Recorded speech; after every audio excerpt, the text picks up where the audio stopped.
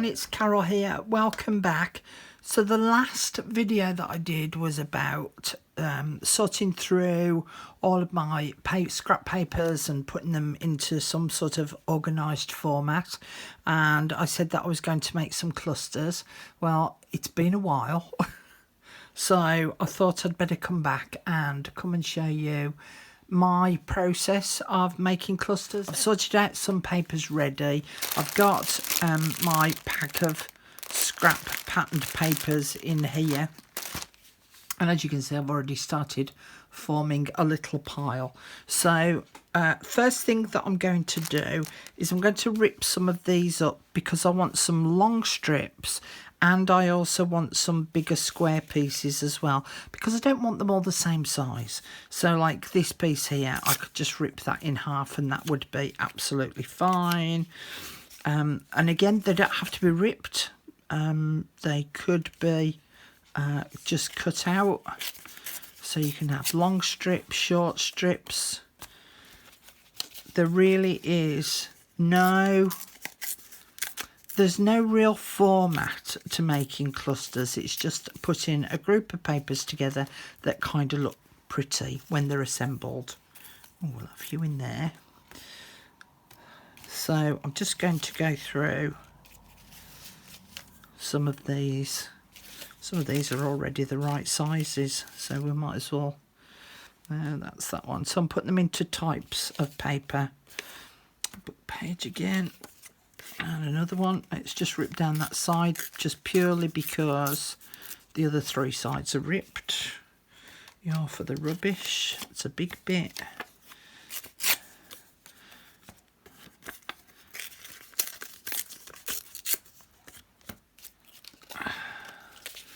We've got enough of them for now. So add some more of these.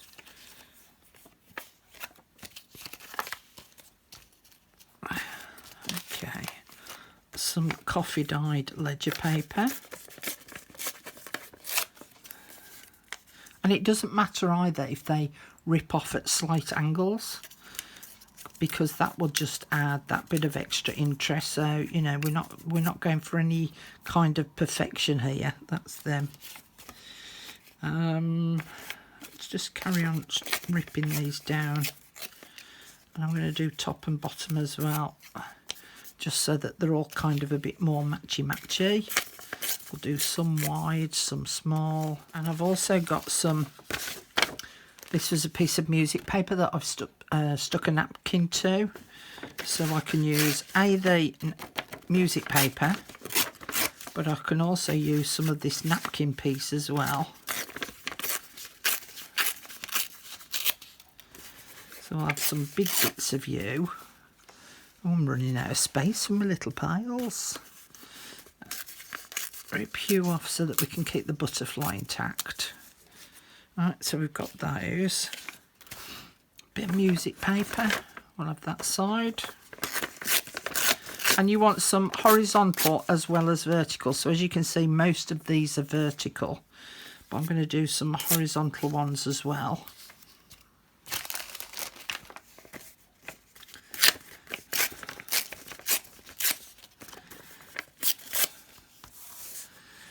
You there. In here, I'm going to go for a few let's say delicately patterned. So nothing that is heavy in terms of its decoration, but it has a hint of a pattern in it.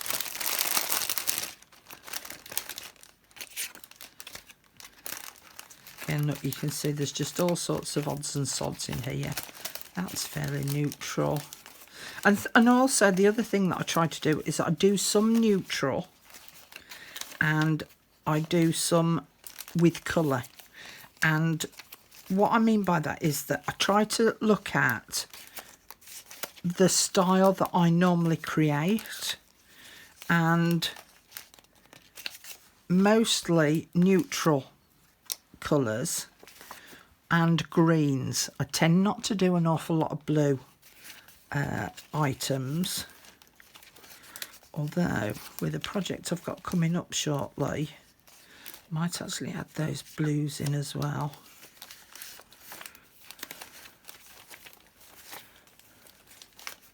So sort of orangey reds and things I would do for autumns. Pinks I would do for sort of spring and summer.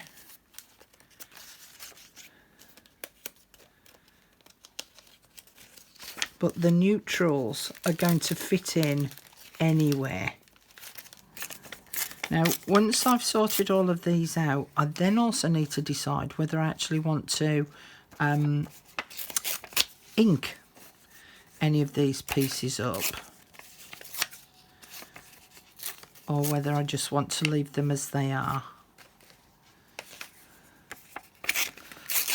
You see, I'm not sort of overthinking it. I'm thinking about it, but I'm not overthinking it. So as you can see, look, all of these are fairly neutral.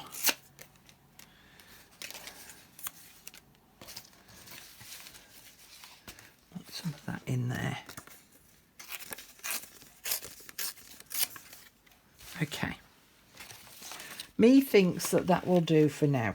So what I'm actually going to do is I'm going to just quickly go through all of these and decide which ones I want inking up around the edges and just get that bit done. And then I'll come back and show you how I'm going to put all these together. I've inked up the majority of the pieces that I want inking up, but how do I differentiate between what I do want inking up and what I don't want inking up? Well, as you can see from these papers that were printed, when I've ripped around them, they've got a very white edge to them because that's the core of the paper, which is visible when you rip it. And so for that reason, I want to ink this up because I want it to sort of blend with the decoration of the background paper, and if I leave it white it looks a little bit odd. So at least if I ink these up, then it blends a little bit better and adds a little bit more character to the paper as well. And this is the sort of job that you can do whilst you're watching a film on the night, you know. Just get your scraps out, cut and rip them up, decide which bits you're inking up, get that bit done, and then you can make these base pieces. Now, these papers, because I coffee dyed them, when I've ripped them, there's no core of the background paper to see, so I don't feel that I need to ink those up. The same with this one here. Because I coffee dyed it, it sort of got the core a bit. There is a little bit of the white showing, but not enough that it stands out like a sore thumb, you know.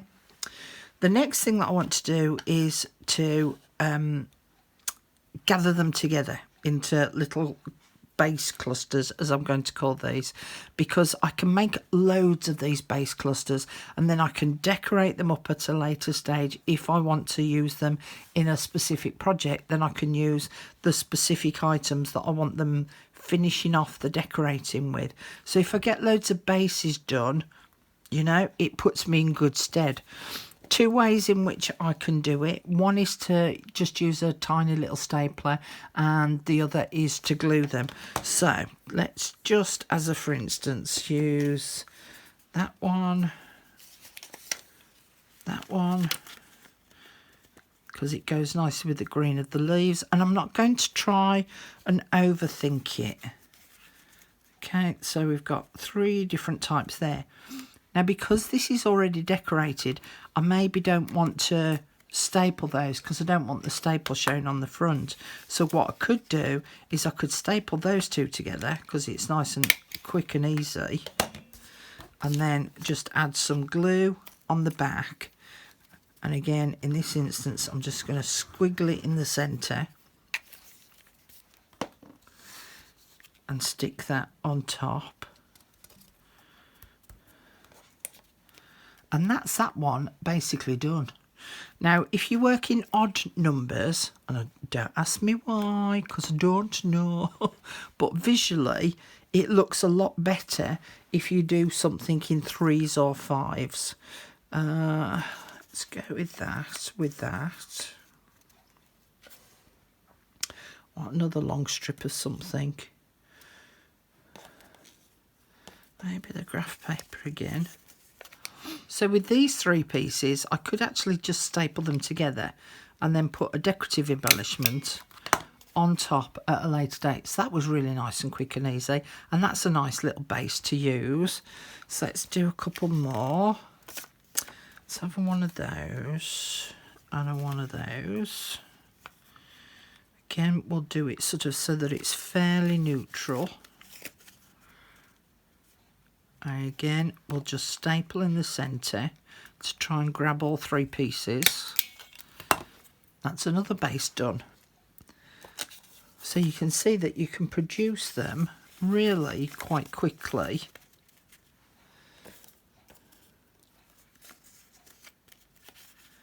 And then add the extra bits. I don't want one quite that big.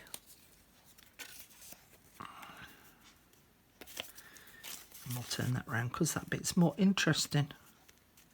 So I'm not overthinking it, but I am putting a little bit of thought into it.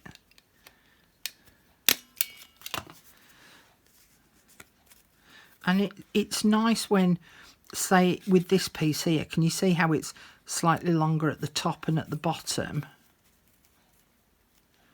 So that it extends beyond, because that just gives it that extra little bit of shaping.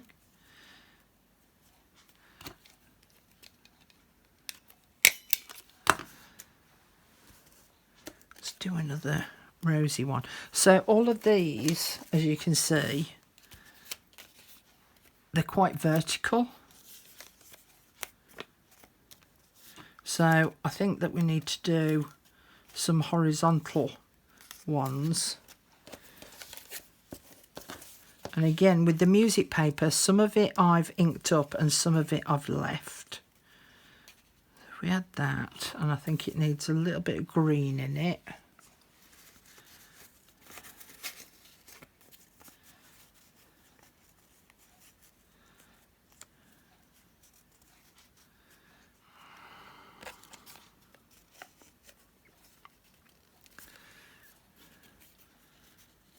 Right, so that's 4 pieces there.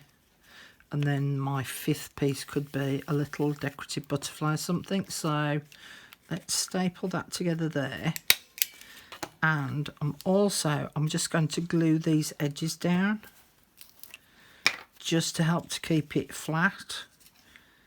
So we'll put a little squiggle there. So all I'm doing is trying to just hold a little bit of the base all together. Bit more glue there.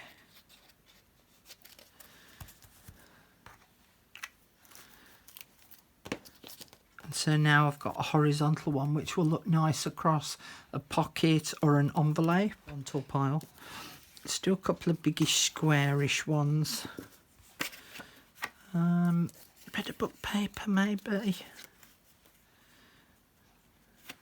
Because it's green, let's add a bit of the green graph paper.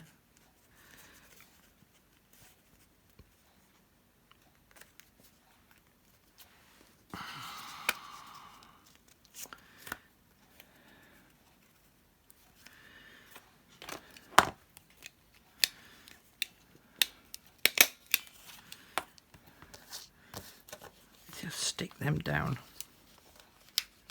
Okay, so I'm going to go off and go and play and make a few more of these, but you've got sort of the gist of how I'm kind of putting these together. And as I say, if you imagine watching a film and then making some of these up, you'd have quite a few done, wouldn't you? Right, I'll see you back here in a minute. So I've done all the pieces of paper that I had. I ended up with these 2 little pieces of scraps left over, and I've actually made 23-ish, I think, of these. So what I could do is I could carry on making more of these, and I could store them so that these are all the bases that are then ready to decorate. Now I could sort them out into horizontal, verticals and squares, or large, or I can sort them into colours. For me, I'm going to sort mine into colours, but I'm going to show you how I will further decorate some of these using some of the items that I showed in the last video. And these are the items that I had in the last video. So I've got some buttons that I'd already kind of pre-faux stitched. I've got sort of oddments of lace and doily pieces, and these are from the digital kit that I mentioned that is now in my Ko-fi store, and some of them have been waxed and some of them have embossing powder, couldn't think of the word, on them. So I'm going to use some of those on some of these, just so as you can see what a completed one looks like. For this one here, what I was thinking of was I've got these little mini blue lace pieces, so I thought about adding that on there. And then I've got this little image which I thought would add on top of there, and it now kind of comes to life. So let me move these back just a touch, because I'm going to use a variety of different glues in them. Now again, I could staple it in place, because the staple again will just add that little bit of decoration to it. But for the lace itself, I'm just going to add some fabric tack on to help that to stay in place. Just whistle a tune to yourself whilst it falls into the nozzle. Tra-la-la-la-la-la-la. Okay. I want it just along this edge because I'm only sticking part of it on top of the paper.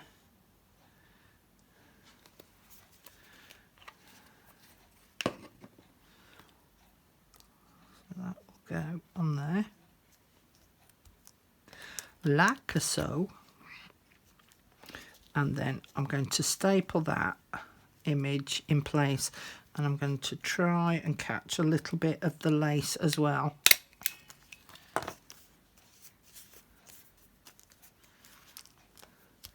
That's what I might do, is I might do two. Okay, and I could call that done, and then I can add it in my journal at a later date. So this one here, I was thinking of adding this image to it, but it isn't just quite enough somehow. So I have got, and this is my collection of them, I got these off AliExpress. So to save me getting my sewing machine out, these create a stitched effect. Again, make a little bit of space. And I'm going to use some permanent archival ink, and this particular one is coffee, because I want to keep it, as I say, fairly neutral.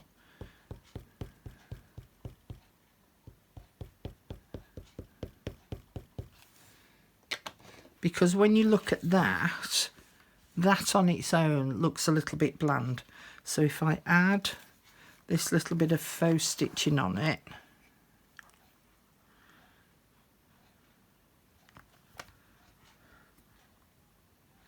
now I could add flowers to this as well. I could put some stamped flowers on my papers. Now it gives it a little bit more definition, and then I could add that on there. Might see about adding, let's have a look at these flowers.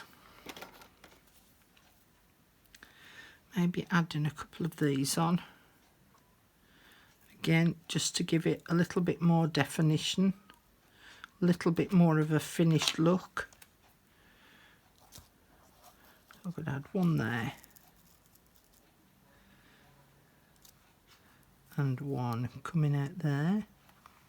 Yeah, that looks nice. Okay, so we'll add the fabric tack glue onto the back of this one.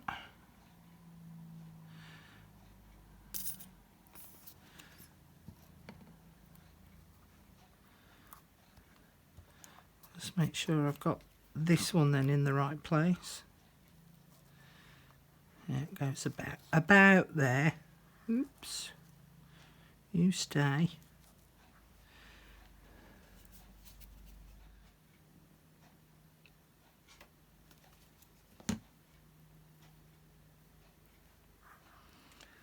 And that will go back there.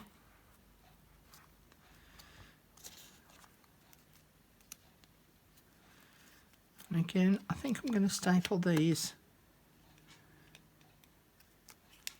or this picture in place.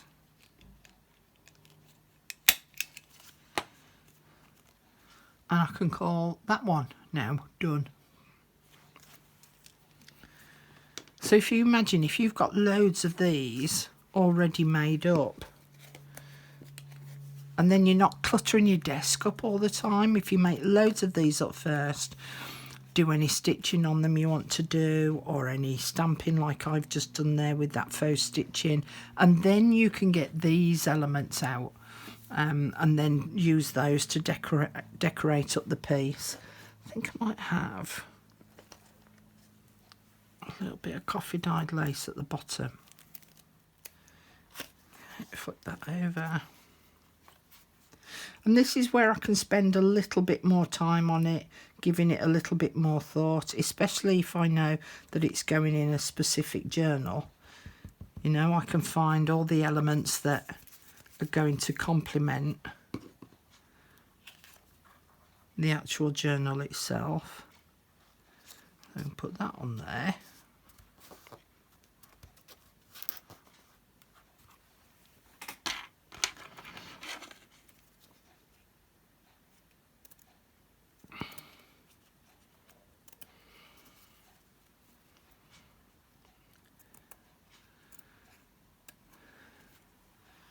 And then the other thing that I'll probably do with this one is that I'll try and find a punched butterfly that will then sit on top of that staple and add that, so it adds that extra element to it. So I've got my punched butterflies out. So again, this is another thing that you can create in advance. I wonder if a 3-dimensional butterfly would look good on there. And what do you know? It does.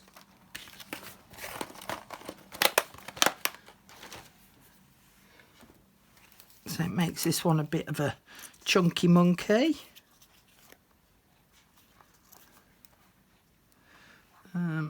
Let's just do that with the glue.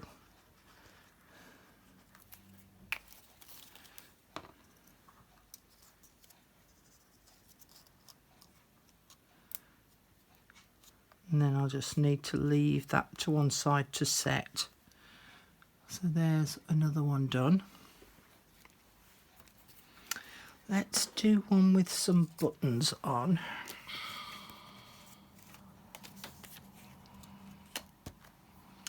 Choose an image.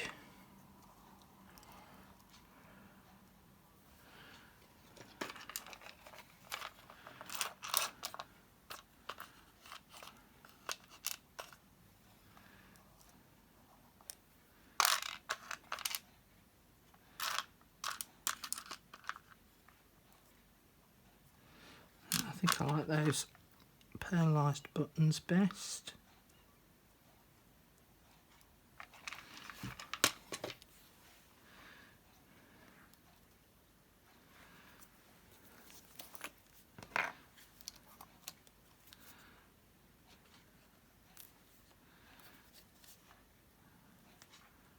That one will sit on there.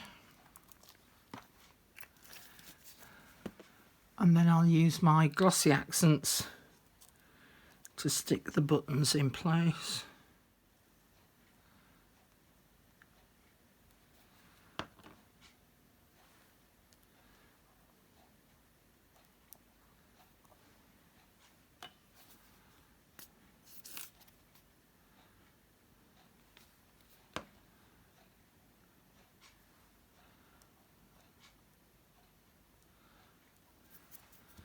And there's some with some buttons on as well. So again, I'm going to go off and go and play with these, and then I'll show you some photographs at the end. But basically, that's it. It's just a load of scraps, bung them together, horizontal, vertical, square, round, whichever, large, small, and make yourself up a group of backgrounds, and then decorate when you need them for your journals. So thanks very much for watching, and I'll see you all again really soon. Bye for now.